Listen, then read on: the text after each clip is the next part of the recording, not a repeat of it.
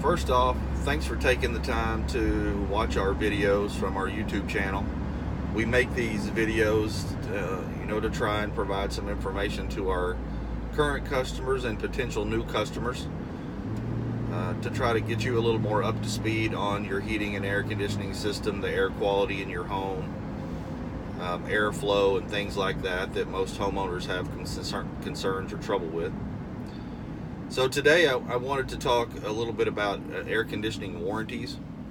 There's always a little bit of confusion surrounding this, and some of that is probably built in by the manufacturers, inadvertently or on purpose. It's hard to know. But the question always comes up about whether when an air conditioning or heating system breaks, about what's covered under warranty and what's not. And so it's a little bit complicated, but I think we can explain it pretty well here in a couple of minutes. First off, most manufacturers have the same warranty. The truth is, there's about 7 companies out there, give or take, that sell air conditioning equipment for residential use under about 35 or 40 different names. But in the end, all of them know what the other one's doing, and so everybody's warranties are pretty well on track with their competitor, right? It would make no sense to do anything different than that. So as a general rule, when you buy a new heating and air conditioning system, a complete system, and when I say a complete system, if you're all electric, it's probably a heat pump and an air handler inside. If you're gas, it's a gas furnace, an evaporator coil inside, and a condensing or straight AC unit outside. And typically when you buy that out of the box from your heating and air conditioning contractor, it will have a 5-year warranty. And the trick is that the system needs to be registered with the manufacturer, and usually that's done through their website. So either the homeowner or the contractor. We at Air Rescue always do this for our customers. We go and register the system with the manufacturer so that we're sure that it got done, and we're sure that you can get the full use of the 10-year warranty. Some of the contractors and or new home builders will leave it up to the new homeowner. Sometimes the homeowner doesn't understand that they need to go register it. In the end, sometimes a lot of units don't get registered, and they end up defaulting back to the 5-year warranty. So that's why we do it for our customers. But if you register it, the warranty, the parts warranty on the unit gets typically extended out to 10 years. So when it's brand new out of the box, it has a 5-year parts warranty. If it's registered, typically gets extended out to 10. If it's not registered, it will revert back to 5. Now this is mostly for the major components of the system only. This does typically not include any labor. For most heating and air conditioning companies like us, the labor burden, the warranty labor burden, is on us, because the manufacturers usually only provide maybe a 30 to 90 day warranty out of the box on labor. So when we sell a new system, on average, just your typical system, we include 1 year of labor and then the 10-year parts.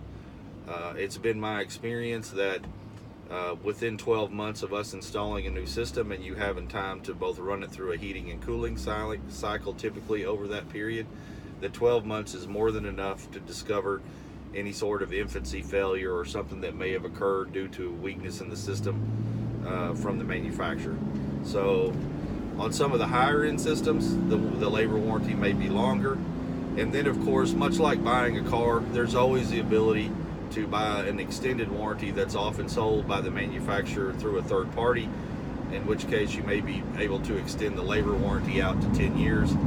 Of course, there's a cost associated with that. It's typically in the $500 to $1,000 range to extend the labor portion of the warranty out to 10 years to match the parts warranty. So that's kind of the new system install version.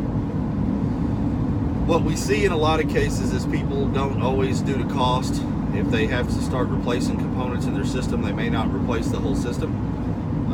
We do this all the time for customers for cost control. Maybe they've had a compressor failure outside, they choose to replace the outside unit, so that's the only components that get replaced is the condenser outside.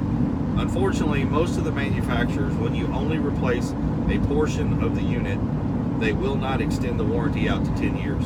So you will get the basic 5-year warranty and that's it. That's not 100% across the board, but that's typically what happens when you just buy an evaporator coil, a furnace, or a condenser separate part. You don't buy a complete system. So that's the second part. The third part is that most heating and air conditioning equipment warranties are not transferable. So this is how that affects the average homeowner. Let's say you go buy a home tomorrow and the homeowner that you're buying the home from says, hey, 2 years ago we put a brand new air conditioner on the house and it's got a warranty for 10 years. Well, it did have a warranty for 10 years and or does have a warranty for 10 years if it was registered. But the manufacturers during the registration process require the homeowner's name, address, phone numbers, etc., email addresses, and so forth, contact information, and they tie that air conditioning warranty back to that homeowner. And maybe it's a loophole for them, maybe it's not, but typically once that house sells, even if they put a new system in a year ago, once that house sells and that registered system passes ownership, that warranty is no longer in effect. Now, there are at times some ways to work around that. We can discuss that with you if you're in a situation like that and we're trying to figure out how to get some help. But just for a general rule purposes with the manufacturers, that's typically the way it goes, is that warranties are non-transferable on the 10-year side. On the 5-year side, this is the good and the bad of having a registered system. Because it has a 5-year warranty out of the box, that initial warranty is typically tied to the serial number of the unit, the model and serial number.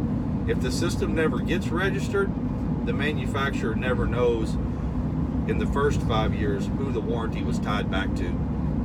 So if a heating and air conditioning contractor comes out and let's say you've got a failed evaporator coil or a failed compressor or something along those lines, and it's within the first 5 years of ownership, most of the time the air conditioning contractor can pull that part, take it back into the distributor, they run the serial number, find out maybe it's only 3 years old, counter exchange that part under warranty, come back out and reinstall it. Now you would still be responsible for all the labor associated with doing that, but at least you wouldn't have to buy an expensive part.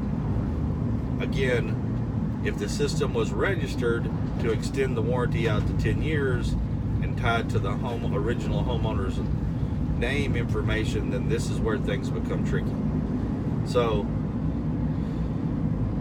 just keep all of these things in mind when you're buying homes, new homes, previously owned homes, or dealing anytime you believe that any portion of your system is under warranty. We're pretty good at dealing with the ins and the outs of air conditioning warranty, so we're always happy to help if you want to give us a call. If you have any other questions, you can contact us. Check us out on the website, www.airrescuehvac.com, or contact us at our local number, 469-294-2616. We look forward to helping you in the future, and don't hesitate to call if you need anything. Thank you.